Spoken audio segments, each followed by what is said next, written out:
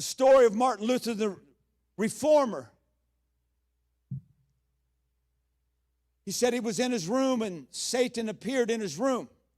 And he was sitting in a chair, and I just reading this through history, and the devil had this long scroll, and he started reading all of the failures, all of the sins, all of the things that Martin Luther had done in his life.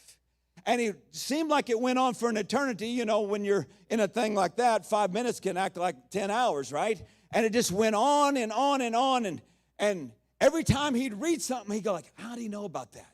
Like, you know, the things that you said in your car by yourself when they pulled out in front of you, or when you just got a text, or when you just left the job, those things that you said, come on, those things, and that's the things, come on, that's the things. Those things that you did when you were by yourself and nobody was looking, nobody was watching, he was reading them things.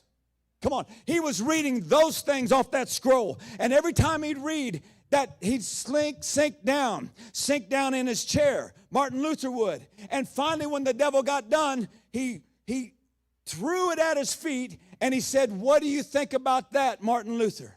And Martin Luther said, everything is true. But you forgot to read the bottom line. Come on, you know the story. Satan said, what's that? And he stood up in boldness and he says, but the blood of Jesus cleanses me from all my sin.